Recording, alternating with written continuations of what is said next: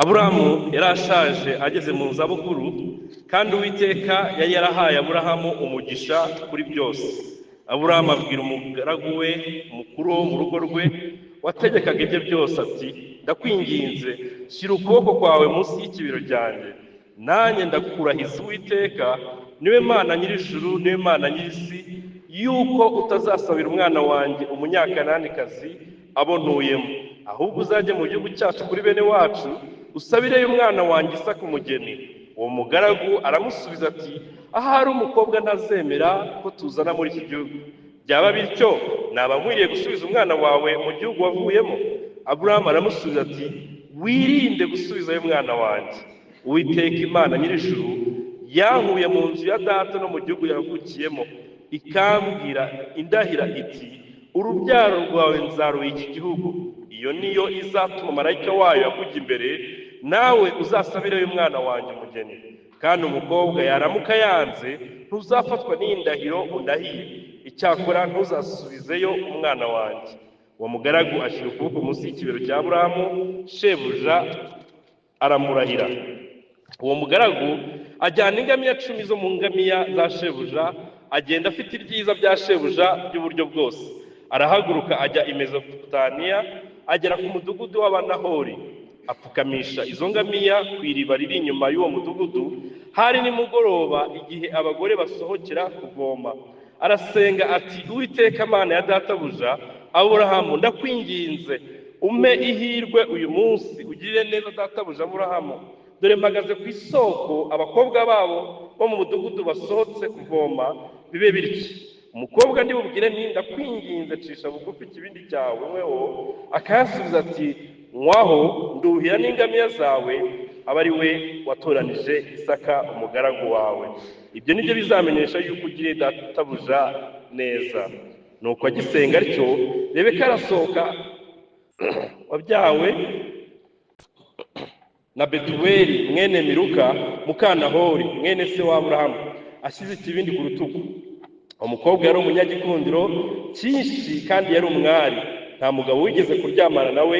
Aramanuka ajya ku isoko, aravoma, arazamuka. Uwo mugaragu arirukanka aramusanganira, aramubwira ati, ndakwinginze mpa utuzi mu kibindi cyawe nyweho. Aramusubiza ati, databuja nywaho. Atengamatira vuba ikibindi cye, aramuharanywa. Amaze kuyamuha aramubwira ati, nduhira n'ingamiya zawe zeguke. Ayasuka vuba mu kibumbiro, arirukanka yongera kujya ku iriba kudahira, adahirira ingamiya ze zose. Uwo mugabo aramwitegereza acecetse, kugira ngo amenye yuko Uwiteka yahaye urugendo rwe amahirwe cyangwa ataruyahaye. Nuko ingamiya zimaze kweguka, uwo mugabo yenda impeta y'izahabu, kuremera kwayo kwari nk'igice cya shekeli, n'ibimeze nk'imiringa 2 byo kwambara mu maboko, kuremera kwayo ni shekeli 10 n'izahabu. Arabimwambika, aramubaza ati, uri mwene nde? Kandi kwa so hari aho twarara? Aramusubiza ati, ndi mwene Betuweli wa Miluka na Nahori, kandi ati, dufite indangano n'ibyo kurya bizihagije, kandi dufite n'aho kubaraza.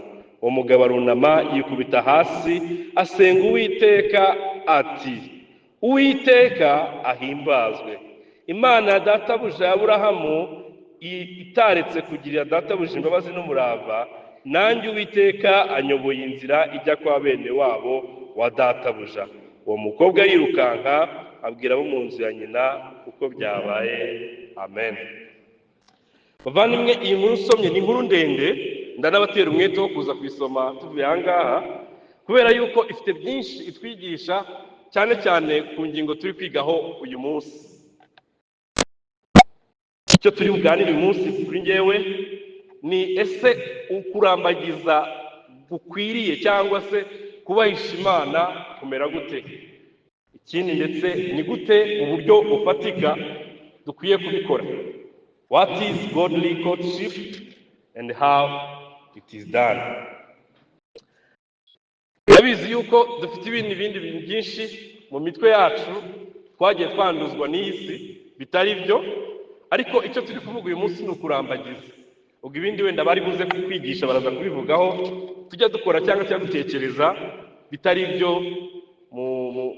mu ndimi z'amahanga bimwe byitwa ngo dating n'ibindi, turaza kubirebaho nabyo. Ariko uyu munsi icyo ndibwigisheho ni ukurambagiza kubahisha Imana, ndetse n'uburyo bukwiye gukorwa mu buryo bwubahisha Imana.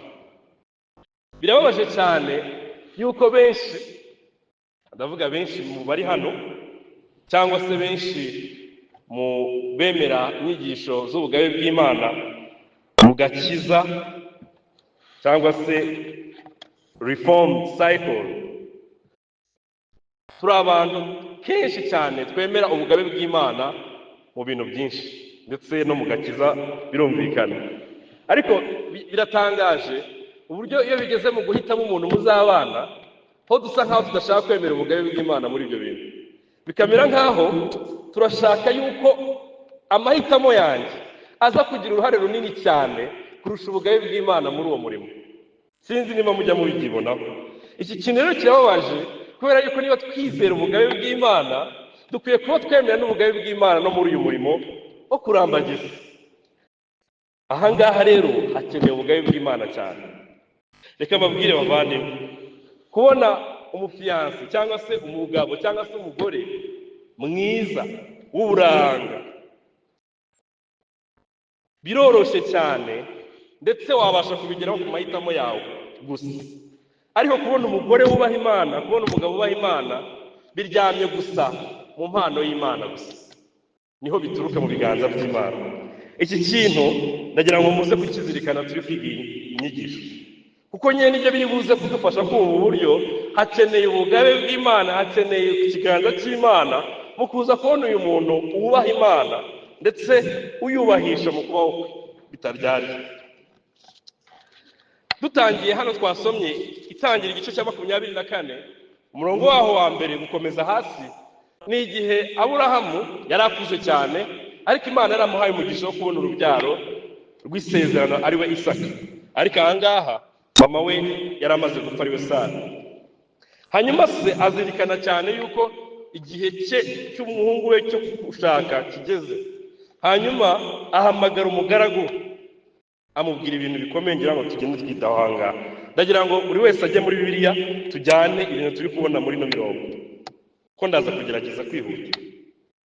Uhereye ku murongo wa mbere kujya ku murongo wa 4, turi kubona Aburahamu ahamagara umugaragu wiwe yiringira. Ntabwo yahamagaye ubonetse wese, yahamagaye uwo yiringira, kuko ikintu agiye kumubwira ari ikintu gikomeye, ntabwo ari ikintu cyoroshye cyo gukiniraho uko umuntu ashaka. Arangije aramuhamagara, aramwinginga, ndetse aranamurahiza, aramubwira ngo ndashaka yuko ujya kusabira umuhungu wanjye umugeni. Nubwo Aburahamu yari ashaje, afite umugisha, ari n'umutunzi cyane, ariko yarazi ko ari iby'ingenzi cyane yuko yita ku rushako rw'umwana wiwe. Ibi ni ibintu by'ingenzi cyane yuko nyine ababyeyi badakwiriye kuba bafata bineneye urushako rw'abana babo cyangwa se n'urushako muri rusange. Iki kintu nyine kirakomeye, ntabwo ari cyo guta iyo ngiyo. Tubona rero ahamagara umugaragu we, aranamurahiza nk'ikintu gikomeye agiye kumubwira, ku buryo kukirengagiza kibuze kugira ingaruka ikomeye mu gihe kiri imbere no mu bisekuruza bizamukomokaho Imana yavuze ko izamuhera umugisha. Ikintu rero cyari ingenzi, ubwo azi ubugabe bw'Imana n'isozamigambi ryayo, azi ko afite uruhare rukomeye mu byo agomba gukora nk'inshingano nk'umubyeyi wizera Imana, ndetse uri gutoza inzira y'umwana yo kwizera yuko akwiye kwita ku rushako rwe. Hanyuma aramubwira ati sinshaka yuko ujya gushaka muri bene wacu, nako mu bantu duturanye aha ngaha b'Abanyakanani. Aramubwira ngo ahubwo ndagira ngo ugende muri bene wacu abari ujya kumusabira umugeni. Muri kubibona hano ku murongo wa 2 gukomeza hasi. Hari abantu bajya bakora kwitegereza muri no mirongo nabi, bata ahantu ureba se ko ari muri bene wacu nyine. Nyamara nujya kwitegereza neza, ntabwo icyo agambiriye cyane ari ukuvuga ngo ni muri bene wabo by'amoko, ahubwo ikintu agambiriye cyane ni uko aba Banyakanani hari uburyo bari abantu batubaha Imana, badasenga n'Imana y'ukuri, kuko n'Imana yamuhamagaye yamujyana, iramubwira ngo azabirukana abo Banyakanani bose, ihamutuze bo n'ubwoko buzamukomokaho. Ibi ngibi tubona Imana yongera no kubikomeza mu Gutegeka kwa 2 igice cya 7 umurongo waho wa 2 n'uwa 3. Mwumva ukuntu havuga. Ntabwo ari ikibazo cy'amoko aha ngaha, ni ikibazo cyo kubaha Imana no kutubaha Imana. Mu ivugururamategeko cyangwa se gutegeko wa kabiri igice cya 7 umurongo wa 2 aravuga ngo kandi Uwiteka Imana yawe nimara kuyakugabiza ukabatsinda uzabarimbure rwose. Aya ni amagambo yabwiwe Abisiraheli bari mu gihugu bari kwerekeza mu gihugu cy'i Kanani. Ngo ntuzagire isezerano usezerana nabo, ntuzababarire kandi ntuzashyingirane nabo umukobwa wawe mushyingire umuhungu wabo n'umukobwa wawe umusabire umuhungu wawe, kuko bahindura umuhungu wawe ntayoborwe nanjye agakorera izindi mana. Ibyo bigatuma wikongereza uburakari bw'Uwiteka. Muri kubibona ukuntu bikugenda ngo ntabashakemo kubera iki ubwoko bubise n'iki nuko aba bantu ntago bazi Imana y'ukuri ngo bayihimbaze. Rero ari Imana irimo irababurira ngo ntimubashakemo nimubajyana isezerano nabo ukubera yuko bahindura umuhungu wawe cyangwa umukobwa wawe akayoboka izindi mana ntakomeze kunyitaho. Rero iki kintu kirakomeye yuko sokuruza wabo Aburahamu yacyitayeho cyane. Aravuga ngo wijya gushaka muri bene abanyakanani bari hano, ahubwo genda iwacu abari ujya gushakira nibura abantu bazi Imana. Ikintu tubonamo hano gikomeye mu murongo wa 1 kujya ku murongo wa 4 nuko urushako ntago ari ikintu cyoroshye, ntago ari ikintu cyo gukora kubera ko imyaka igeze, ntago ari ikintu cyo gukora kubera yuko abantu bari kukikubwira ari benshi, ahubwo ni ikintu cyo kwitondera cyane ukajya inama nk'uko Aburahamu ari kwicara akabitekerezaho agatumira umugaragu we akanamurahiza kugira ngo yite kuri iki kintu cyitwa urushako, kandi amubwira yuko adakwiye gushaka mu bapagani ahubwo akwiye kujya gushakira umuhungu we mu bizera. Ibi ngibi tubibona ahantu henshi mu byanditswe byera hakomeza kutuburira yuko umuntu wizera adakwiriye gushakana n'umuntu utizera. Mu Bakorino ba mbere cya 7:39, Abakorino ba kabiri cya 3:14, aho hose akomeza kutuburira kuri iki kintu cyo gushakana n'abantu batizera. Umuntu wakijijwe ntakwiriye gushakana n'umuntu utizera. Niba wabona atangiye kubyumva ngo azabyumva azabyizera, uwo ntabwo ari umukandida wo gushaka, kubera yuko ntabwo uri Imana ngo gukize. Turi kubona Aburahamu hano arabizi neza ko Imana yamuhaye umugisha ndetse yamuhamagare kuri Kanani, ariko ntabwo ari kuvuga ngo reka umwana wanjye ashakane n'abanyakanani wenda azabahindura n'umugisha w'Imana ubagenderemo. Oya, arimo aramurahiza ati iwacu genda bari buke. Ku murongo dukomeje ku murongo wa 5 komeza hasi ngo tubona uyu mugaragu ari gusubiza sebuja arimo gushidika yatse none se kumbwiye gutyo nagerayo, hanyuma umugeni akanga kose. Ibibazo hari n'igihe nakujya tubibazo bijya kumera nk'ibi ngibi, ase ko shaje imyaka igiye unazabura mwene data twabana nagira abambwira bakanyangira ko mpora babwira bakanyangira, ubwo nibigenda gutyo ko byagenda bite. Ruba atangiye kuzanamo indi clause cyangwa ikindi kibazo gisa nkaho cyatanga uburenganzira yuko yayo byose byanze yashakira mu banyakanani. Ariko mu bigisubizo cya Aburahamu aramubwira ati wirinde gusubizayo umwana wanjye, kuko bati se nasubizayo umwana wawe. Kibuke yuko Imana yamukuye aho ngaho imuzana muri iki gihugu. Aburahamu ntashaka guhinyura isezerano ry'Imana cyangwa itegeko ry'Imana kubera impamvu y'urushako.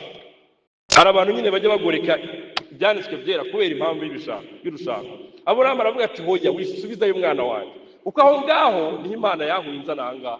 Ibyo rero ntabwo byagatumye umwana wanjye asubirayo kubera impamvu y'urushako, ahubwo aravuga ngo ntabwo aha ngaha n'ubundi yumvira Imana kuko ni Imana, naho Imana yambwiye gutura.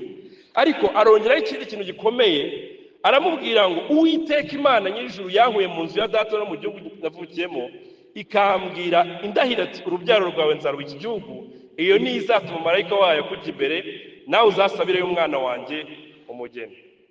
Hano turi kubona ukwizera cyangwa se ukwiringira Imana k'uyu mugabo Aburahamu.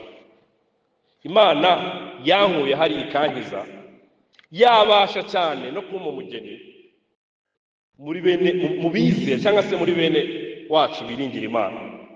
Iki kintu akenshi kijya tugisitaramo aho dutangira kurekera kwiringira Imana cyane cyane muri ibintu by'urushako nkaho byo Imana itabifitemo ikiganza. Ariko Aburahamu arimo arabwira umugaragu we ngo reka kwizera gukeya, iyi Imana yamamagaye ikanandahira ngo izantuza aha ngaha n'urubyaro rwanjye, ibasha cyane no kuba yakuyobora kuzana umugeni uyubaha ubasha kubana n'umwana wanjye. Ni Imana nyine yo kwizerwa. Niba yaragukijije ikaguha kuyimenya, wari umupfu wigaragura mu byaha utazi Imana rurema, ikazura umutima wawe ikaguha kwizera Kristo akakubera umukiza, ese yabasha kunanirwa no kuguha umwe mu bana bayo ngo mubane kandi ishaka kurushaho kubamo ari umuyubahisha? Muri ibyo bintu binaniwe. Iki kintu nyine Aburahamu ari kuvuga hano kirakomeye, nubwo twagisoma twihuta, ariko nicyo ari kutubwira. Ntabwo binaniye Imana kuba yabikora ibyo bintu. Arimo arabwira umugaragu ati ibyo kuvuga ngo uzasubizayo umwana wanjye n'ibiki byihoreye, niringiye yuko Imana izaguha marayika wayo akabana nawe. Ariko nubwo mbyiringiye ndagira ngo wumve kwizera kuri hano. Arongera aramubwira ati kandi nitanamuguha ntuzibeshye ngo usubizeyo umwana wanjye hariya, kandi ntuzibeshye ngo usabire umwana wanjye mu Banyakanani kazi. Umurongo wa 8, kandi umukobwa yaramuka yanze ntuzafatwa n'indahiro ndahiye, icyakora ntuzasubizeyo umwana wanjye. Uri kubyumva bavandimwe? Nubwo mu gihe ndi kwiringira Imana mu kumva igisubizo kumufasha cyangwa se ku mugabo ndi gushaka,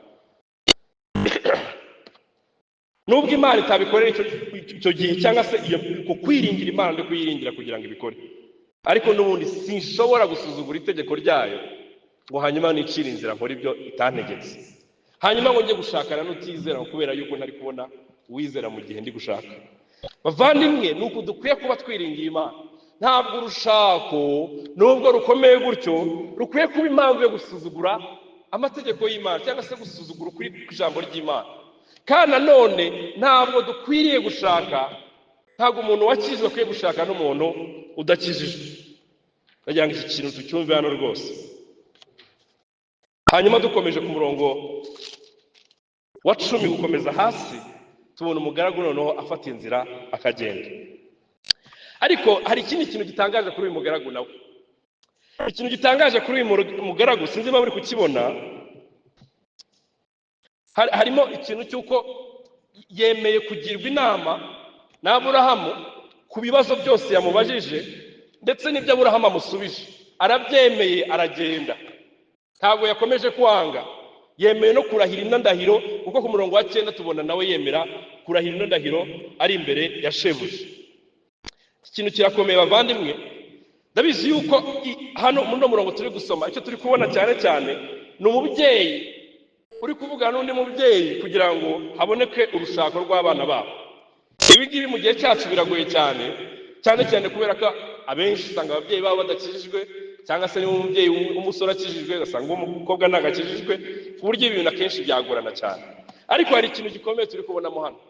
Turi kubonamo yuko hari uburyo se Aburahamu ari gutanga umurongo cyangwa se inama ikwiye ku by'urushako by'umuhungu we. Kandi tukabona Isaka, nubwo batari kumutubwiramo hano, ariko usomye kino gice kirangiza tubona yemera ibyo se yatekereje cyangwa se ibyo se yagiyeho inama kuri urushako rwiwe. Tukabona ni ikintu gikomeye cyane nanone mu rushako cyangwa mu kurambagiza, kwemera inama z'abakuru, kwemera inama z'abakuru. Bavandimwe, tugeze mu gihe iki kintu kigenda gitakara cyane, aho umuntu nyine atagishaka yuko yagirwa inama n'abandi bene data bakuze ku muntu yenda kurambagiza cyangwa se kuri urugendo rwo kurambagiza. Ariko turi kubona Isaka suko yarari. Mu gitabo cy'Imigani igice cya 11 umurongo wa 14 hajya havuga amagambo akomeye avuga ngo aho abayobora mu bwenge batari abantu baragwa, ngo ariko aho abajyanama bagwiriye haba amahoro. Bavandimwe, uzasanga kenshi abantu bakunda guhura n'ibibazo mu relationship yabo cyangwa se mu rugendo rwo kurambagiza cyane, ni abantu kenshi cyambere batigeze bagisha inama kuri bagenzi babo bene data bakuze, cyangwa se akaba yarazigiriwe akanga kuzumvira. Akenshi ibi bintu bikunda kubaho bavandimwe. Iki ni ikintu gikomeye cyane cyo kwemera kugirwa inama no mu rugendo rwo kurambagiza, ukemera yuko abakuze bakugira inama kuri icyo kintu. Hanyuma dukomeje tubona uyu mugaragu wa Aburahamu yari afitiye umutima wo kwemera kugirwa inama na shebuja no gutumwa na shebuja. Nawe iki kintu turi kukimubonaho. Munyanganire. Hanyuma dukomeje tubona guhera ku murongo wa 10 aragenda. ariko hari ikintu kimwe ngira ngo mwitegereze hano. Uyu mugaragu wa Aburahamu hari ikintu yari afite cyitwa kwiringira Imana nawe no kwishingikiriza ku Mana.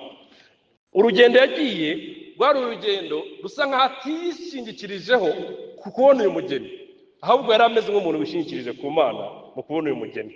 Ku murongo wa 11 tubona ngo arapfukama. Ku murongo wa 11 apfukamisha ingamiya ze, hanyuma arasenga. Ku murongo wa 12 ari kwinginga Imana. Nyine biratangaje yuko n'ibi bintu bisaba gusenga, biratangaje.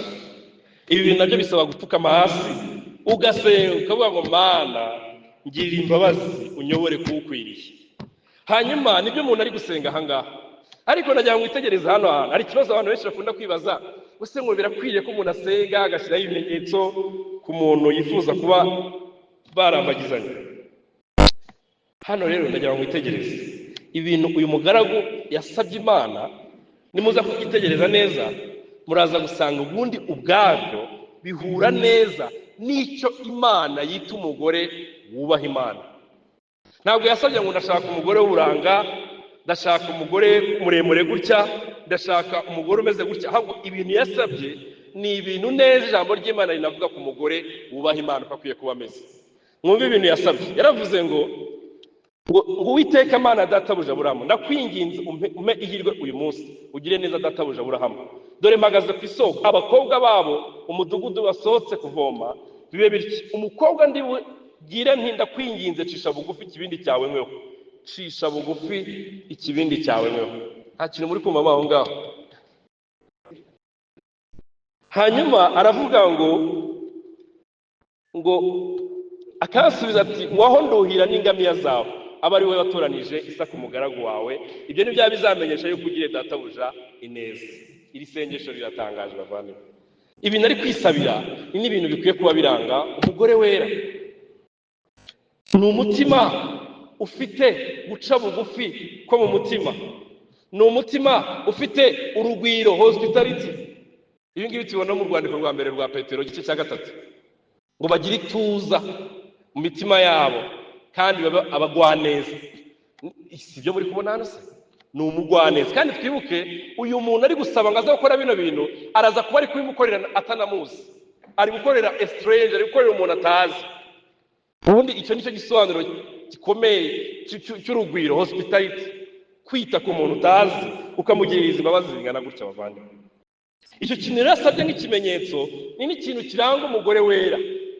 Mwumve iri sengesho ko rihuye no bushake bw'Imana. Nuvuga ngo icyo ari gusaba Imana, ari gusaba Imana ngo imuhe umugore ukunda Imana cyangwa se utinya Imana. Nicyo kintu ari gusaba Imana, n'ibyo bimenyetso ari gusaba Imana.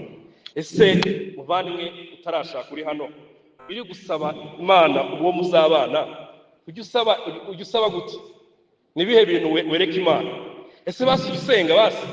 Kuko hano turi kubona uyu muntu ari gusenga. Hanyuma amare gusenga tubona abavandimwe iki kintu ari gusenga ayerekana, arimo arerekana neza yuko uyu mugore umeze gutya kuko yava mu biganza by'Imana. Niyo mpamvu ari gusenga. Uko umugore umeze gutya wabasha gukora bino bintu rega birakomeye. Bano bantu babaga bafite ingamiya, kandi ingamiya uko tuyizi inywa amazi menshi. Rero kuba aje akamuha amazi yo kunywa akagaburira n'ingamiya ze ni ikintu kigoye ko cyakorwa n'umukobwa cyangwa se umugore kubonetse wese. Ariko ibi bintu ari kubisaba Imana kuko azi ko Imana ari yonyine yabasha gutanga umugore umeze gutya. Imigani 19:14 hari amagambo avuga ngo urugo n'amatungo umuntu abihabwa n'ababyeyi be, ariko umugore witonda umuhabwa n'Uwiteka. Biroroshye cyane kubona umugore, biroroshye cyane kubona umugabo nk'uko ubishaka. Ariko niba ushaka umugore umeze nk'uyu mugabo uyu nguyu ari gusabira, niba ushaka kubona umugabo uhuye n'ibyanditswe byera, niba ushaka kubona umugore uhuye n'ibyanditswe byera cyangwa se wubaha Imana, biraza gusaba ko wemera yuko afituruka mu biganza by'Imana. Kandi wemera ko aturuka mu biganza by'Imana gusa, biraza kugusunikira mu gusenga. Nta handi hantu uri buze gucikira usibye gusenga. Ko ntabwo uri umushakishe kugenda ubaza bene data bose, ntabwo uri umushakishe kugenda ureba mu matorero yose, ibyo wabikora ariko kibeshya. Ahubwo ahantu hambere kumushakira ni ku mavi, kwinginga Imana ngo imukuyoborere. Amen. Duherera none ku murongo wa 15 gukomeza hasi ku murongo wa 21, tubona agisenga Imana isubiza isengesho rye. Yabinangaza ukuntu nubwo twemera ubugabe bw'Imana mu gusubiza isengesho, ariko bijya binangaza ukuntu inshuro nyinshi mu byanditswe byera dufite ibihamya byinshi by'uko abantu bafite umutima uboneye wo gushaka Imana mu rugendo barimo rwo kubaha Imana, buri gihe cyose Imana irabasubiza. Nyine turi kubona umutima w'Imana wo gusubiza abantu bose bayishingikirijeho mu buryo bwose bari gushaka kubaha Imana. Ruvuga ngo hari icyo kintu bafite mu mutima cyo gushaka kubaha Imana, bari kukijyana imbere y'Imana kugira ngo ibafashemo. Turi kubona Imana isubiza abavandimwe. Rero wiringira Imana kwibasha kugusubiza. Niba umutima wawe uboneye rwose, icyo ugambira ari ugushaka umufasha cyangwa se umugabo wubaha Imana, atari ibindi bintu uri kongeraho byawe. Uko rimwe na rimwe nijye dutinye no gusenga kubera yuko hari ibindi bintu twacometsemo tutarishoboye neza niba Imana koko ibyemera ko bikwiriye. Rero bigatuma rimwe na rimwe ibyo gusenga buke buke batoya, reka ngere mwishakira.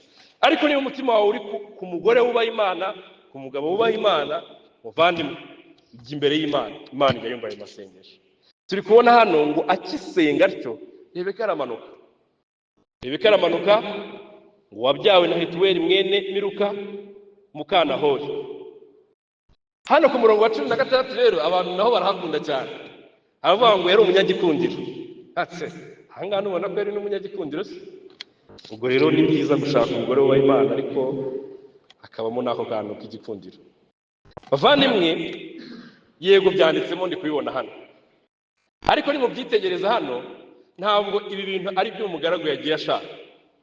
Kandi mu byitegereza hano nta nubwo aricyo kintu kiranga uyu Rebeka kibanze ku kintu kiri gutuma uyu mugabo yanzura yuko uyu ari we mugore Imana yateguriye Isaka.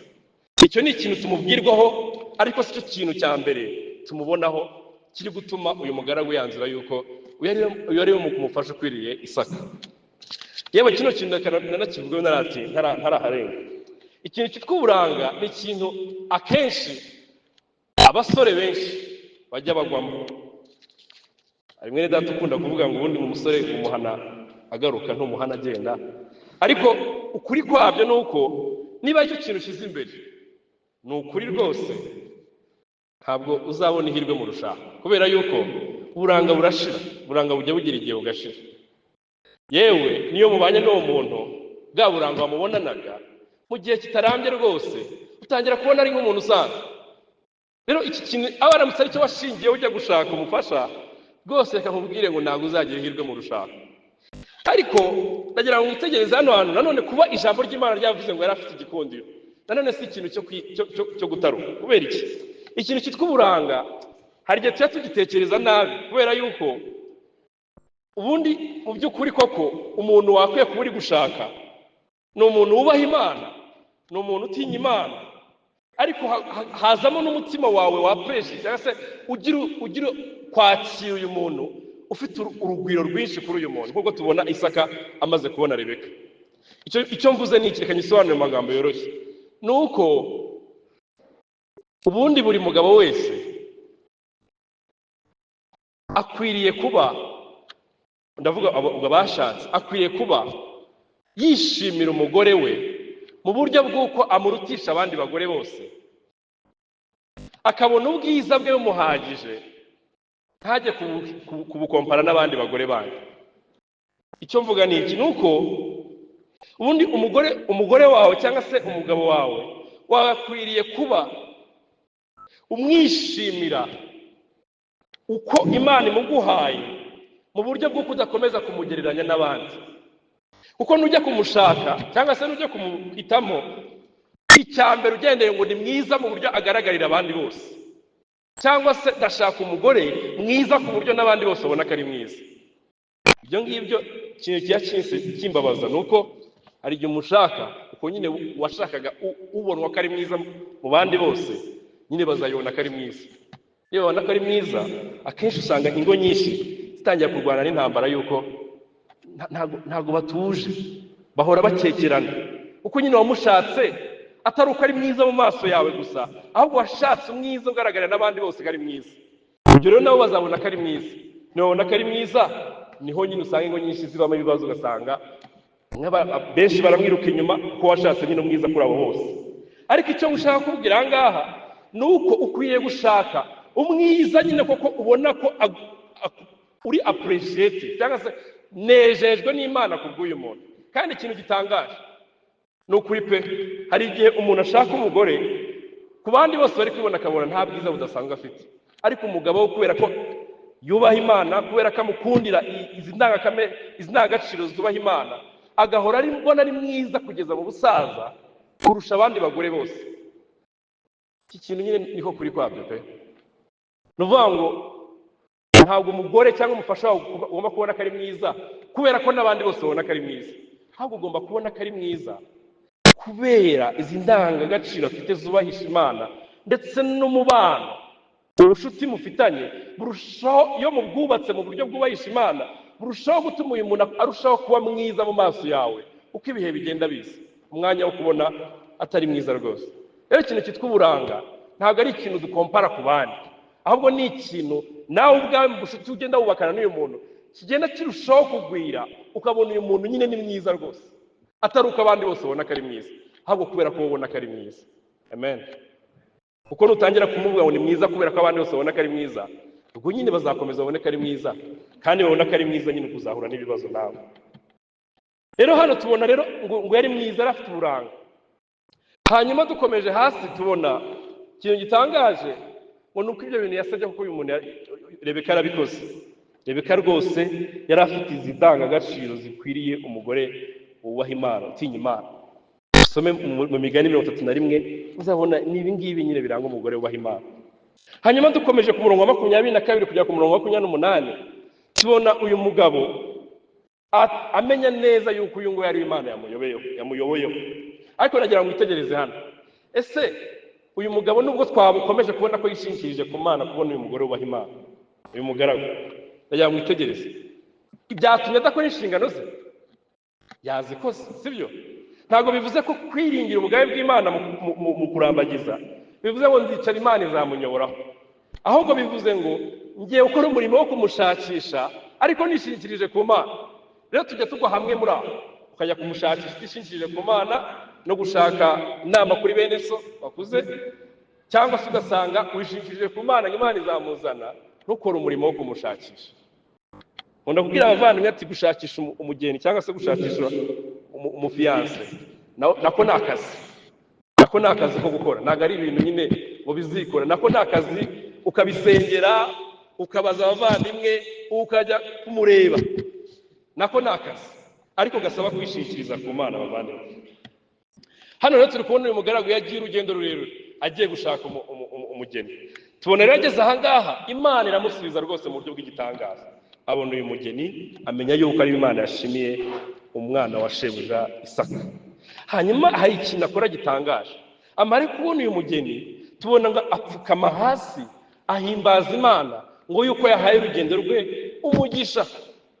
Turi kubona ikintu kirangiza uyu murimo yakoze, nuko yibuka yuko ibintu bitaturutse mu mbaraga ziwe, nuko yuko ibi bintu byaturutse mu kiganza cy'Imana, yarangiza agashimira Imana ko yahaye urugendo rw'umugisha, agashimira n'Imana kubw'uyu mugeni muhaye w'umwana wa shebuja.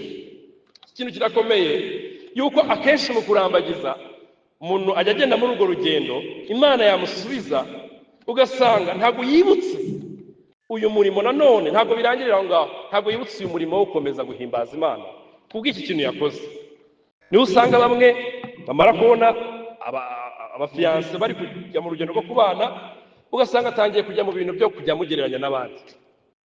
Nyine turi kubona uyu mugabo ikintu akora no guhimbaza Imana, no gukomeza guhimbaza Imana. Cyangwa se ugasanga wabona umufiyanse ugatangira kumugira nk'akagirwamana, ugatangira kwibagirwa iby'Imana, akajya ahora impamvu yo gusiba amateraniro, akajya ahora impamvu yo kudakora devotion ngo twari turi kuganira, agahora impamvu yo gukererwa amateraniro ngo twaraye tuganira. Ibyo bintu nyine ugasanga byahindutse ikindi kintu. Ariko turi kubona uyu mugaragu amaze kubona umugeni, ntabwo icyo yihutiye gukora ari kuramya uyu mukobwa cyangwa n'ikindi kindi. Turi kubona icyo yihutira ari ukubanza guhimbaza Imana no gushimira Imana uko ibintu bivuye mu kiganza cy'Imana.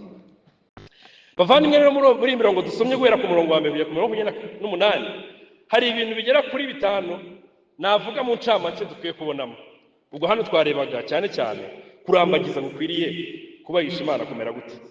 Icya mbere ni uko urushako ni isezerano cyangwa se ni isezerano Imana yashimye ko ribaho kugira ngo rigeze kugeza umwe apfuye. Ntabwo ari isezerano ribaho igihe runaka igihe kikagera bakaryica, ahubwo ni isezerano, ni igihango umugabo n'umugore bagirana cyo kubana akaramata bashushanya umubano wa Kristo n'itorero. Ibi rero bisaba kwizera Imana, bisaba gusenga, bisaba n'ubwenge. Ntabwo ari ibintu nyine umuntu akora abihubukiye. Icya kabiri ni uko ababyeyi cyangwa se bene data bakuze ni ingenzi cyane muri urugendo rwo kurambagiza, yuko dukeneye inama zabo, dukeneye kubagisha inama muri urugendo. Icyo nacyo ni ikindi kintu twabonye. Icya gatatu ni uko Imana igisubiza amasengesho y'abantu mu by'ukuri bari gushaka ubufasha bw'Imana muri uru rugendo rwo kurambagiza, bayiringiye rwose. Imana igisubiza rwose bavandimwe. Bishobora kuba imyaka ubona iri kugenda, ariko Imana niyo kwizerwa, ijya ibisubiza rwose. Kandi naho itabisubiza n'ubu ntabwo bikwiye kuba impamvu yo kugoreka ukuri kwayo. Ikindi bavandimwe ni uko kubaha Imana n'ubuzima buzanwa nabyo nibyo bya mbere by'ingenzi kurusha ubwiza, amafaranga ndetse n'imiryango, amoko umuntu akomokamo. Ibi ngibi rwose sibyo bibanza, sibyo by'ingenzi mu rushako, ntabwo aribyo byubaka urugo. Ahubwo ikintu cyubaka urugo ni umugore wubaha Imana bavandimwe, ni umugabo utinya Imana. Icya nyuma twabonye ni uko kuramya Imana no gushimira Imana nibyo bintu bikwiye kuba biranga uru rugendo rwo kurambagiza. Nyine ntibigire ahantu biza guhinduka byabaye mwebwe. Ibi nibyo bintu twabonye muri no mirongo. Nihuta rero reka ngere ku cya nyuma. Noneho ese ni gute noneho mu buryo bufatika uku kurambagiza twagakwiriye kuba gukorwa mu buryo bufatika? Ndagira ngo ngiye kubivuga nihuta. Icya mbere bavandimwe gikomeye ni uko ugomba kubanza ukabitekerezaho wowe ubwawe mbere yo kujya kurambagiza. Uzabanza umenye, ni ngombwa kubanza kumenya niba koko wowe witeguye ibyo bintu. Hari abantu bajya bavuga ngo ewa nimpura nawe nzahita mbareti. Ntabwo ari uko bigenda. Ntabwo nuhura n'umusore cyangwa nuhura n'umukobwa aribwo uzahita umenya yuko witeguye kujya mu rushako. Ahubwo ni ikintu cya mbere ubanza kubara ikiguzi, ukitekerezaho ndetse ukagisha n'inama na bene se bo kwizerwa, kugira ngo muganire ubuzima ubayeho wumve koko niba uri umuntu witeguye. Mbere y'uko ugira umuntu rero ujya kubwira ngo uramukunda cyangwa se ujya kwemerera ngo uramukunda, uvandimwe wizera niba uri hano, ndagira ngo ubwire ngo banza usuzume umutima wawe ndetse nawe ubwawe niba witeguye kugira urushako. Kwitegura kugira urushako ntabwo bishingira ku myaka, nubwo hari aho twavuga ngo bishingira kuri yo, kubera ko umuntu yatarakura ntabwo nyine zimwe mu nshingano z'urugo yazishobora. Nk'umwana w'imyaka 10 ntabwo yabasha gukora inshingano z'urugo. Ariko nyine nanone nimuze kumva imyaka, muze kuvuga ngo iyo umuntu ageze 25 kuzamura nibwo aba yiteguye. Ntabwo ari aho bishingira rwose. Umuntu umwe ashobora kugira imyaka 40 ataraba ready ku rushako, undi akagira imyaka 20 yiteguye kugira urushako. Bavandimwe rero ni ukubanza ukisuzuma ukamenya neza niba witeguye kugira urushako. Ikibazo gikomeye cyo kwibaza, ugomba kuba uri kwibaza ngo ese mu by'ukuri ngenda mbona gusabana n'Imana kwanjye kugenda gukura ku buryo nabasha ku mukobwa, nabasha gukunda uyu mugabo kuko umwami abimpamagarira. Kuko ibyanditswe bijya bivuga, ubyibuke mu Efeso 5 ajya abwira abagore ngo bagandukire abagabo babo nk'uko bagandukira umwami. Mani magambo ikigereranya no kugandukira umwami. Niba kugandukira umwami rero kwawe kukiri hasi cyangwa se ukibona utaramenya aho biva niyo bijya, biragoye ko wakinjira mu rushako. None uzamenya gute kuzagandukira umugabo wawe utaranamenya n'uburyo ugomba kugandukira umwami wawe?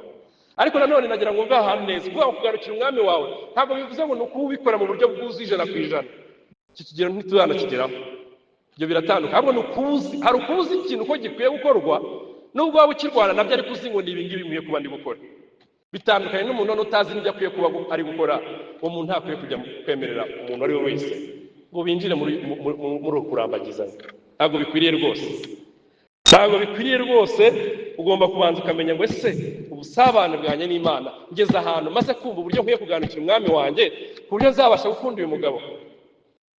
nanone nk'umugabo ugomba kumenya ngo ese ubusabane bwanjye n'Imana bugeze ku buryo namenya neza uko nkwiriye kuyobora uyu mukobwa, kuko ni umukobwa w'Imana.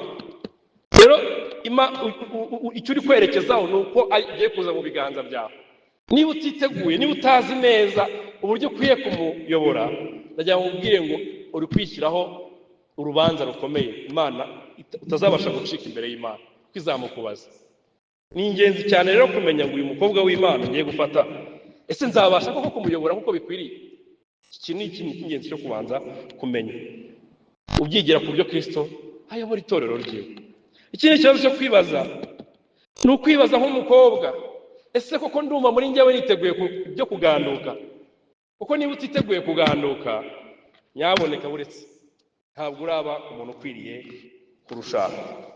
Kuganduka ni ikintu gikomeye cyane tutagiye kwigisha uyu munsi, ariko umuntu akwiriye kwicara akabanza kumva icyo ari cyo. Uko ibyanditswe byera bivuga abagore babona kuganduka muri byose kuko bagandukira umwami wabo. Bavandimwe, iki kintu kirakomeye. Hari igihe usanga umukobwa avuga ati kuganduka biracyangora, ariko nimbura n'umuntu wa nyawe nkunda kuganduka aho bizanyorohera. Ubwo nta nubwo birakorohera namba, kuko nyine ntabwo uramenya kuganduka icyo ari cyo. Ntabwo kuganduka biterwa n'umuntu ugiye gushaka, kuganduka biterwa n'uburyo ugandukira umwami wawe. Uko impamvu mugandukira ni kubwo impamvu za Kristo, ntabwo impamvu mugandukira ari ukubera we uwo ari we. Uko umugandukiye kubera uwo ari we, igihe kikagera ntakomeze kuba uwo uri kumubonamo, kumugandukira bizakugora. Ariko numugandukira kubwo umwami wacu Yesu Kristo, aho kuganduka nyine bizakomeza bigushobokere, n'igihe atazaba akimeze nk'uko wamushatse ameze, uzakomeza umugandukire bavandimwe. Iki kintu rero ni ikintu cy'ingenzi cyo kwibaza niba witeguye, niba wiringiye Imana nabyo. Kuko niba kwiringira Imana kwawe kuri hasi, bavandimwe, uracyafite urugendo rwo gukomeza gusaba Imana ikomeze ikuze kwiringira Imana kwawe. Kuko mu rushako ni ahantu hakenera kwiringira Imana cyane bavandimwe, cyane cyane ku bagabo. Ikindi ni ukuba uri umuntu wasize, ndavuga ku bagabo cyane cyane, kuba uri umuntu utakigenga n'ubushobozi bw'amafaranga bw'iwanyu, cyangwa se n'imyanzuro y'iwanyu, cyangwa se no kugengwa n'imyizerere y'abiwanyu, ku buryo nyine wowe ubwawe utabasha kubaho usabana n'Imana ukura mu buryo bwo kwizera bitagombeye ko wishingikiriza iwanyu. Iki ni ikintu cy'ingenzi, kubera yuko uhamagarirwa gusiga iwanyu ukajya kubaka urundi rugo rushya. Rero niba utarasiga, hari uburyo rwose papa wavuga ugahita uvuga ati ibindi byose ndabiretse, nta nubwo nkeneye kuganira nawe ngo twumve niba bikwiriye, ugahita urekera aho ngaho. Uvandimwe, ntabwo uraba ready yo gushaka, ubyihorere rwose, kuko bizaba ari urugo n'ingo ebyiri zizaba ziba mu rugo rumwe. Ibyo bintu ntabwo ari Imana igambirira kurushaka. Ni icyambere cyo kwibaza niba wowe ubwawe witeguye, cyo kwibaza niba ubwawe ubusabane bwawe n'Imana ugeze ahantu bukwemerera yuko wahazamo ubuzima bw'undi muntu ugakomeza rwose kwishingikiriza kuri iyi Mana yonyine. Ikindi cya kabiri rero kinakomeye cyane ni ugushaka ubujyanama. Nyuma yo kumenya ko witeguye, nyuma yo kumenya ko ubu noneho witeguye, ni byiza gushaka ubujyanama. Ubujyanama rero bavandimwe ni ikintu cy'ingenzi, nuko bigorana cyane mu gihe cyacu kubona ababyeyi bakijijwe. Ubundi umujyanama wa mbere yakwiye kuba umubyeyi wawe, niwe muntu wakwiye kuba umujyanama wa mbere, ugenda ukagisha inama ukamubwira ati se mubyeyi, ko numva igihe cyanjye kigeze cyo gushaka, nihe nama wangira? Ni ngombwa rwose gushaka inama ku babyeyi, ku bashumba bawe, kuri bene data bakuzeho kwizerwa, ukabagisha inama kuri urugendo ugiye gutangira rwo kurambagiza. Niba uri umugabo ukaba hari umukobwa uri kwitegereza, iyo yabaga byashoboka ko se yaba akijijwe, wakwiye kubanza ukajya kumuganiriza se, ukamubwira yuko uri kwishimira umukobwa we. Reka mbe nk'urugero, tuvuge nk'urugero nka Pasiteri Matiyasi, umukobwa we nakura hakaboneka undi mwene data ukijijwe akamushima, ntakwiye kujya kubwira umukobwa we, akwiye kubanza kuganira na se.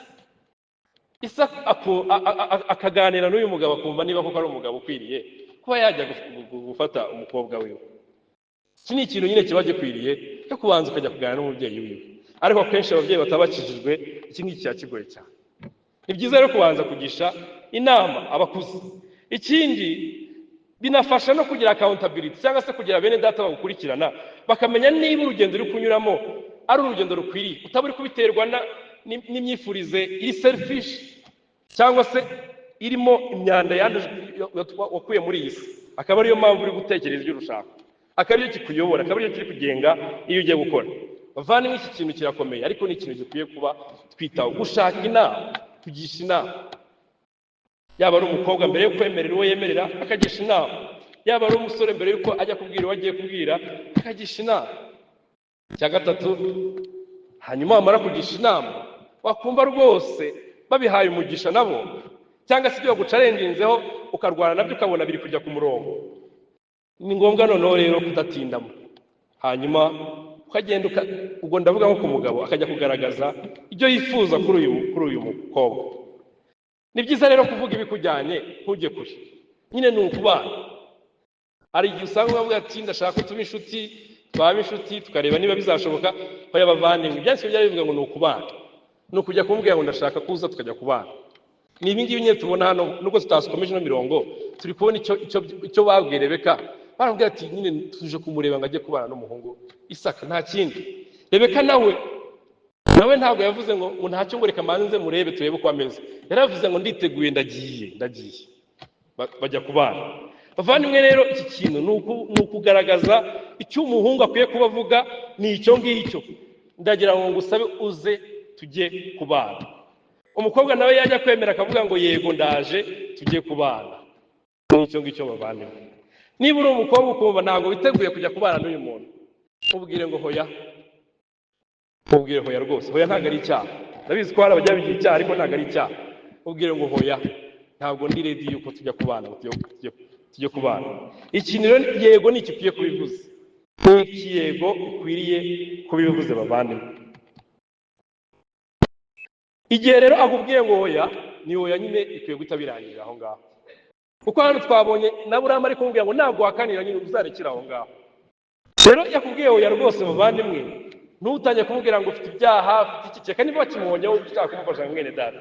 Ariko niba akubwiye ngo hoya ntabwo niteguye kuza ngo mbane nawe, bavandimwe, kwirinda ibyaha byinshi n'ibindi ntambara zigenda zibamo zitari ngombwa, nyine ni hoya, ubwo ntabwo umubano ugiye gukomeza. Nicyo ngicyo bavandimwe. Hanyuma ikindi kintu tubonamo hano, igihe rero yavuze yego mukamwemeranyije urwo rugendo rwo kujya kubana, mukwiriye kuba ikintu mugiye gukora uwo mwanya mukimara kubyemeranya ari ugutegura kubana vuba. Gutegura kubana vuba rero, hari igihe kenshi tubitekereza ngo ni uguhita ashaka amafaranga nkajya gukodesha sare, ni uguhita ashaka amafaranga nkajya y'inkwano n'ibiki byose, ariko nyamara tujye mu byanditswe byera, uku kwitegura ubundi guhera mu kuba uvuga ngo uyu muntu tugiye kumara uyu mwanya tugiye kumara ni umwanya wo gusengera hamwe, wo kwigana ibyanditswe byera hamwe, wo guterana hamwe, wo gusavinga bene data turi hamwe, kugira ngo tugende turushaho kurira muri izi nshingano tugiye kubanamo ubuzima bwanjye bwose. Akenshi usanga abantu uwo munsi bemeranyije ko bagiye gukomeza uru rugendo, usanga ibisigaye ni uguhora baganira sare twayishyuye sare, nta mwanya bajya bageraho gusabana nabo. Bagera mu rugo rero ibintu bigasanga byabaye ibibazo, ntibaziranye, ntibari basengana na hamwe mu buryo bukwiriye, ugasanga nyine nk'abantu bagiye wagira ngo none nibwo bagiye babyemeranye. Ariko bavandimwe, iki ntabwo gikwiriye. Ni uko muri uwo mwanya igikwiye kuba icy'ingenzi, ni byiza kuganira ibyo ngibyo byo gutegura ubukwe n'ibiki byose, ariko icy'ingenzi cya mbere mukwiye gushyira imbere ni iki ngiki, gukurira hamwe mu busabane n'Imana, kuko nibwo murushaho kuba bamwe. Mukwiye kuganira ibyo kwizera byanyu, mukwiye kuganira uburyo muzakoresha amafaranga mu buryo bwubahisha Imana, mukwiye kuganira uburyo musavinga Imana muri iyi si turimo, mukwiye kuganira uburyo umuryango wanyu ukwiye kubaho mu buryo bwo kubahisha Imana, mukwiye kuganira ku rubyaro Imana nishima kuruba, mukwiye kuganira ku byo ni biki mwe expectinga mu rushako rwanyu, ni biki mutekereza Imana yavuze ku mugambi w'Imana mu rushako. Nibyo bintu umuntu akwiye kuba mwitaho cyane muri runo rugendo. Nanone mukwiye kuba mufite aho mugarukira, mukwiye kuba mufite aho mugarukira, ni ukuvuga ngo mukagira kwirinda hagati yanyu mu bintu byose byabaganisha ku busambanyi cyangwa kubahukana, kubwirana nabi, gutukana. Ikintu nyine mukwiye kucyitaho bavandimwe. Abakorinto ba mbere 6:18 ndetse no mu rwandiko rwa kabiri rwa Timoteyo cya 2:22 aho hose haratuburira abavandi. Byanditswe byari bivuga ngo ukurongorana kw'abashakanye ngo ukwiye kubahwa na bose. Iyo kubahwa na bose ibwirwa abantu bose, even n'abantu bari mu rushako. Ntabwo ari ibintu bakwiye gukora uko Imana itabigennye. Ni n'igihe cyiza cyo kuganira ubuzima bwanyu bwahise ku bijyanye n'ubuzima bwa sexual immorality. Niba hari ibyo umwe yaciyemo ukabiganira hakiri kare kugira ngo nyine bitaza kuzana ibibazo maze kubana. Ni byiza ko mubiganira hakiri kare, niba ari ukubabarirana, niba ari ugufashanya, ibyo byose mugakomeza kubiganiraho. Bavandimwe, reka mbabwire ikintu. Umufiance wawe utabasha kugirana kwirinda hamwe nawe, icyo kintu kigaragaza yuko mu gihe kiri imbere kigiye kuza ntabwo uzabasha kubera umwizerwa cyangwa nawe nazabasha kubera umwizerwa. Ikindi kintu kigaragaza nuko kubahana kurimo hagati yanyu ntako, nubwo mwavuga ngo murubahana, nta kubahana kuri aho ngaho. Kuko umuntu wubaha ntabwo wabasha kumukorera ibyo bintu. Umuntu wubaha ntabwo wabasha kumukorera ibyo bintu, kuko ubuzirikana ko ari umukobwa w'Imana, ubuzirikana ko ari umusore w'Imana. Icyo kintu rero uramutse ucyubashe ntabwo wabasha kunanirwa kwirinda kuri iki kintu. Uwo rero bibasha kukorohera ibyo bintu bikabaho, icyambere bigaragaza nuko kubana habizerwa mu gihe kiri imbere ibyo bintu byamaze gusenyuka. Bizoroha cyane mu gihe kiri imbere yuko guhemukirana kuri icyo kintu n'ubundi gishobora koroha kandi kigashoboka cyane. Ikindi cya kabiri bigaragaza ko nta kubana kuri hagati muri mwembi. Kubahana kuba kwamaze gusenyuka rwose. Iki ni ikintu cyo kwirinda abavandimwe. Ikindi ni byiza yuko muri uko kwirinda muhura ahantu hari abantu benshi. Ni byiza ko mugena ibihe byo guhura n'ibihe byo kutari byo guhura. Ni byiza ko murinda ibiganiro muganira mukamenya aho mugarukira. Ni byiza ko mumarana umwanya muri kumwe n'indi miryango y'abizera mukabasura, mukagisha inama, mukaba hamwe na bene data mu itorero. Ntimuba abantu, ari abantu bajya muri relationship uwo mwanya bakabura muri bene data kandi bagahorana ariko bakabura. Iki kintu ntabwo gikwiriye. Cyangwa ugasanga mu materaniro bafashanya amaboko, bafatanye ku ntugu, ntibari abana. Ibyo bintu nyine nabyo ni modest, ntabwo babikwiriye bavandimwe. Uko nyine uyu muntu uri gufata ku ntugu ni umukobwa ukaba umuhungu, cyangwa ni umuhungu ukaba umukobwa. Rero hari uburyo Imana yaturemye karemano rwose yuko ikintu kijyanye n'ibyiyumvo by'umubiri nta muntu ubikingiye. Rero ushobora kuvuga ngo turi kumwe n'abandi bantu ngo nta kibazo, ariko iyo nta kibazo yawe nijya ivamo ibintu bikomeye cyane bavandimwe. Kandi ushobora gusanga wowe ukomeye kuri icyo kintu ariko we ntabwo ubizi ko akomeye. Iki kintu rero ni ingenzi bavandimwe kumenya uko tukwiye kwitwarira. Soza rero ikibanziriza cya nyuma ni ukugira discernment muri uku kubana kwanyu. Nyine ukajya umenya ibyo mukwiye kuba muganiraho n'ibyo mudakwiye kuba muganiraho. Ukaba umenya ngo ese gutegura ubukwe bwacu ni ibiki by'ingenzi dukwiye kuba dushaka, ni ibiki bitari ingenzi dukwiye kuba tutari kwitaho. Iki ni ikintu cy'ingenzi bavandimwe kwitaho. Ikindi rero ubwo ibikurikiraho nyine ni ukudutangariza amatariki y'ubukwe bwanyu n'ibindi byose, mukamenyesha imiryango, mugatanga n'inkwano. Inkwano rero njyewe nemera ko ihuje n'ibyanditswe byera, ko turi kubona uyu mugaragu ajyana gusaba umugeni ariko yitwaje impano. Ntabwo ari ukugura, n'impano y'ishimwe kuri abo bantu.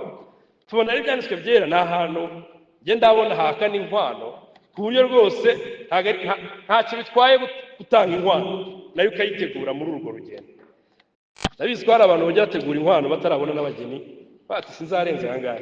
Ariko bavandimwe, ni byiza rwose mu gihe wabonye umugeni muganira n'umuryango we, inkwano baguciye ukareba niba uyishoboye, wakumva utayishoboye ukababwira, ariko ntumere nk'umuntu ugiye gutanga amabwiriza ko ni umwana uri mu rugo rw'undi mubyeyi. Abo babyeyi rero baramureze bafite ubutwari. Icyo kintu nyine ni ikintu dukwiye kwibuka. Hari igihe tujya tuvuga ibintu by'inkwano bikamera nk'aho nanone ugiye gutegeka mu rugo rwaho ugiye gukura umukobwa. Ni byiza yuko nubabwira nayo ufite cyangwa se umuryango ufite utabumeze nk'umuntu uri gutegeka, wibuke yuko nyine nabo bafite ubutware kuri uyu mwana wabo. Icyanyuma bavandimwe ni mariage. None nuvuga ngo ni cyagiye noneho mugiye kubiduhamiriza imbere yacu, mugiye kuduhamiriza ibintu n'ubundi mwamaze kwemeranya. Ntabwo ariko mugiye kubitekereza uwo mwanya. Niyo mpamvu natwe tuvuga ngo tuje kuba bahamya b'ibintu mwemeranyije tudahari. Rero iyo mwabyemeje tudahari, icyo tuba tugiye gukora rero ni ukuba bahamya bwo kwiyemeza kwanyu, hanyuma mukagenda mukabana rwose. Aha ngaha harimo ikibazo kibaza ngo ese niba twabyemeranyije imbere y'Imana ko dukwiye kubana mudahari ko tutajya kubana. Ariko mwibuke yuko ibyo bintu ikintu biri buze gusavinga ni mu bikora gutyo biraza gutera ibyaha muri bene se. Ubuse undi mugabo andi musore aje akamufata akamutwara njya bimeze nk'ibya Aburahamu yakoze abeshya ngo umugore ni mushiki we bigatuma umugabo w'abana agiye kumucyura. Nuvuga ngo mwemeranyije kubana ntimwabitubwira. Rero ninza nk'inkungubutsi ngafata uwo mukobwa gatangira kumuganiriza nzaba ndi gukora icyaha, ariko igikomeye nawe niwe uri kuntera gukora ibyaha. Usange rero ibyaha bitangiye kuvuka bikomeye cyane kubera yuko kwiyemeza kwanyu ntabwo mwagushyize kwa rubanda n'abantu bose babahamya bacu. Iki kintu nyine kirakomeye cyane. Kandi ikindi hakenewe nyine yuko na bene data bari buze kuvuga ngo tubaye bahamya b'ibi bintu ko umubano wanyu udaciye mu bintu bitarimo kutubahisha Imana. Nyine biciye mu mucyo, biciye ukubahisha Imana. Wagiye uramurambagiza arakwemerera hanyuma mwemeranya kubana. Natwe tuje kuba bahamya b'uko kwiyemeza kwanyu. Ibindi rero ni inzira z'ubunyabyaha pe. Soza rero bavandimwe, ibyanditswe byera bavandimwe biratubwira ngo birabujijwe kandi kirazira mu byanditswe byera yuko umuntu wakijijwe abana n'utarakijijwe muri situasiyo yaba ari yose uko yaba imeze kose. Ikindi byanditswe byera bitubuza rwose kujya mu bintu bijyanye n'imibonano mpuzabitsina cyangwa se n'ibindi byose byerekeranye nabyo mbere y'urushako.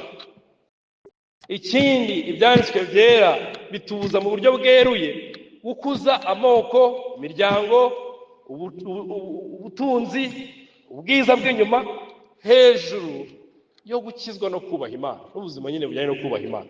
Icyo cyo kintu cya mbere bavandimwe. Ibindi rwose birashira pe, ariko iki cyo ntabwo kijya gishira iyo umuntu yagihawe kivuye mu biganza by'Imana. Ikindi bavandimwe, ibyanditswe byera biratubuza cyane ndetse cyane kugera mu rushako hanyuma tukihindura tugirwamana. Ugasanga uburyo bw'ubuntu bw'Imana yaduhaye ntitukibyitaho. Urushako, engagement, kurambagizanya byabaye kurambagizanya. Ntimugisenga, ntimugiterana, ntimugisura bene data. Ibyo bintu rwose ni ikintu kizira rwose byanditswe byera bitubuza. Ahubwo turi kubona icyo bidusunikiraho no guhimbaza Imana. Ikindi bavandimwe, ibyanditswe byera bidusaba cyane kujya tugisha inama bavandimwe muri urugendo. Yaba ari mbere yo kurambagiza cyangwa uri no mu kurambagiza, yaba no mu rushako dukomeza kugisha inama. Ikindi bavandimwe, ibyanditswe byera bidusaba cyane bikomeje yuko tudakwiye kumara umwanya munini mu kurambagiza. Ntabwo ari byiza rwose. Ni byiza gushaka vuba kuko n'umuntu ujya kumubwira arumviye ngo ngwino tujye kubana. Nkuko Rebeka bamubajije ntabwo avuga ngo buretse gatoya, yaravuze ngo tugende bavandimwe. Ntabwo ari byiza rero niba uzi kugiye kubwira umuntu utiteguye ko mwahitamo mwabana vuba, bavandimwe rwose ubiretse banze uberetse. Icyanyuma bavandimwe ni uko urushaka ari ikintu cyiza cyane rwose. Ni ikintu kiba nk'umunezero ngo ndavuga ngo ni heavy joy. Ni umunezero uremereye. Uturuka nyine mu kuremererwa ariko akaba ari umunezero. Uvuga ngo mu rushako ntabwo ari ibintu, ntabwo ari ijuru ritoya, ariko nanone ni ikintu cyiza Imana yaremye ku buryo koko itangira igice cya 2:18 ni ukuri. Ntabwo ari byiza ko umuntu aba wenyine. Rero bavandimwe, ntabwo ari byiza ko mukomeza kuba mwenyine. Nimushake. Urushako ni ikintu cyiza bavandimwe. Imana yaturemeye kugira ngo dukomeze tuyinezererwemo. Amen.